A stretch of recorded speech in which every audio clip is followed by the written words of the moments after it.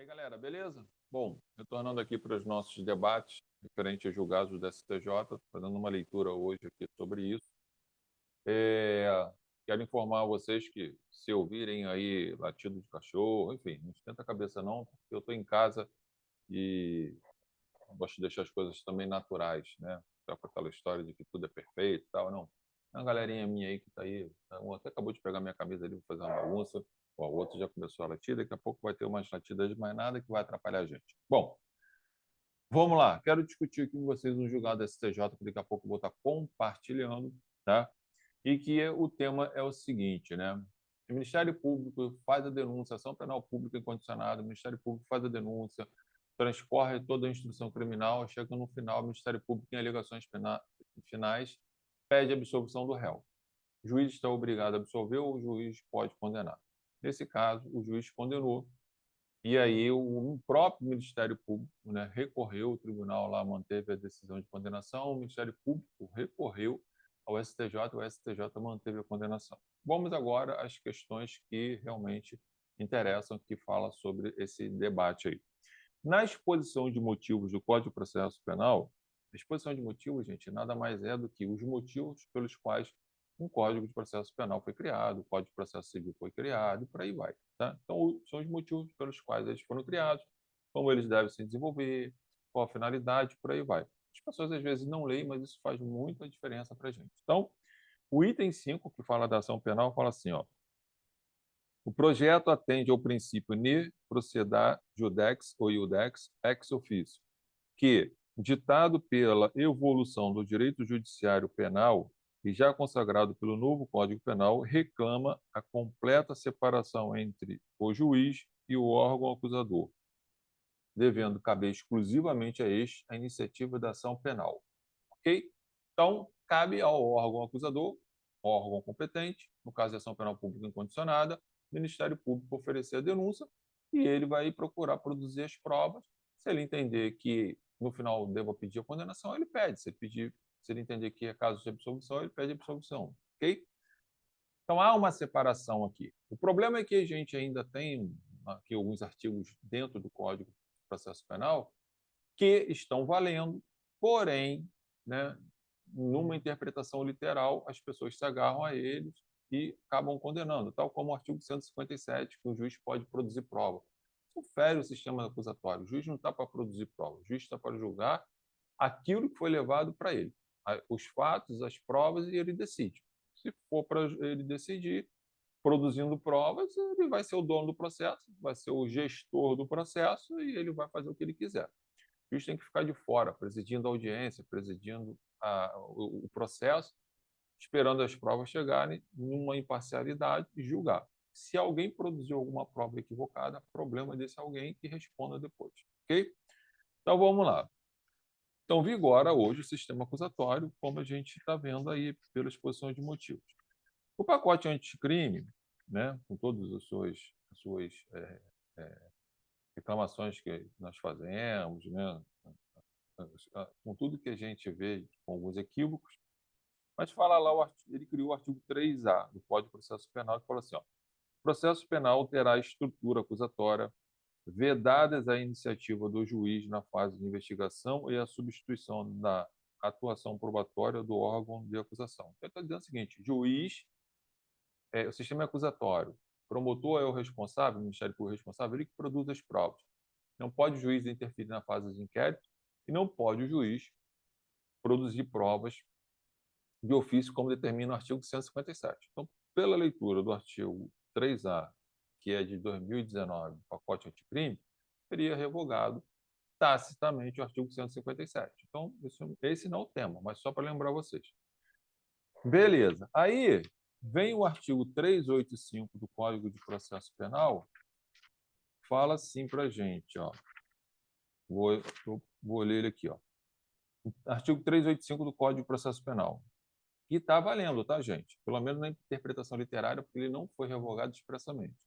Fala assim, nos crimes de ação pública, o juiz poderá proferir sentença condenatória, ainda que o Ministério Público tenha opinado pela absolvição, bem como reconhecer agravantes, embora nenhuma tenha sido alegada. Então, por uma interpretação literal, o 385 está valendo, mesmo que o Ministério Público, depois de deflagrar a ação, depois de produzir a prova, perquirir todo o caminho para tentar condenar o sujeito e verifica que não tem provas para isso, ele pede absolvição, o juiz não estaria adestrito, obrigado, agarrado a aceitar o pedido de absolvição do Ministério Público. E ele condenaria se ele achasse que fosse o caso. E foi o que aconteceu aqui. A gente entende, eu e tantos outros doutrinadores, entendemos que esse 385 está revogado pelo sistema acusatório, na própria Constituição fala isso, pela exposição de motivo que eu já acabei de ler para vocês, pelo artigo 3A também, que fala sobre isso. Então, a gente entende que esse 385 foi revogado tacitamente. Ou seja, se o órgão competente, o órgão acusador, o órgão que procurou produzir as provas,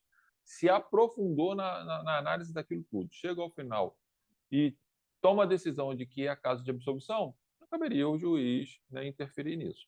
Mas o STJ foi e manteve uma decisão. Vou compartilhar a tela e vou abrir aqui para vocês, para a gente estar lendo ela aqui. Tá? Tá aqui, ó. Fresquinha, gente. 15/3/2023, tá? Fazendo uma leitura lá, estava vendo hoje, ó. Juiz pode condenar o réu, ainda que o MP peça absolvição e alegações finais. Decide sexta turma. E é uma turma até interessante. E o ministro Rogério Schietti, que foi a pessoa que teve voto favorecido nesse negócio aqui. Por maioria de votos, a sexta turma do Superior Tribunal de Justiça entendeu que é possível ao juiz condenar o réu, ainda que o Ministério Público, MP, peça absolvição nas alegações finais. De acordo com o colegiado, esta disposição prevista expressamente no artigo 385 do Código de Processo Penal não foi tacitamente derrogada pela Lei 13.964 de 2019, pacote anticrime. Então, para o STJ, está valendo o 385. Com base nesse entendimento, a turma negou provimento ao recurso especial interposto por um promotor e manteve a decisão do Tribunal de Justiça do Pará, que condenou pelo crime de concussão. Então, já é raro você ver um promotor fazer o que esse promotor fez. Esse cara está até de parabéns. Né? Esse aí percebe que o cara tem responsabilidade, tem carinho, tem amor pela profissão e não quer dormir com a cabeça pesada, né, condenando alguém que ele não tem a certeza que é para condenar. Então, esse cara merece aplauso, né? E aí ele vem aqui, fala algumas coisas, tá? E aí as mensagens comprometedoras foram, aqui vem alguns fundamentos, né?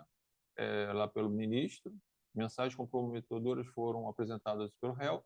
O ministro fala que o réu produziu prova contra ele mesmo, tá? Mas o promotor, que é o órgão acusador, entendeu que isso não era suficiente para a condenação, tá? Inclusive alegando ilicitude na produção dessas provas, tá? Aí vem ainda aqui as informações, a pretensão acusatória permanece mesmo se o MP mudar de posicionamento, óbvio, tá? E aqui no final ele fala assim, o juiz não deve ser mero homologador das pretensões do Ministério Público.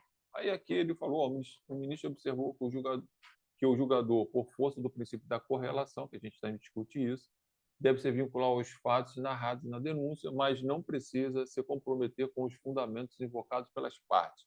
Para Schietti, o juiz deve analisar o mérito da causa, sem que lhe seja imposto o papel de mero homologador do que ele foi proposto pelo parquê. Bom, acho que aqui é um equívoco realmente, mas as injustiças estão aí, talvez a MP recorra ao STF para ver se consegue resolver essa questão. Esperamos que sim.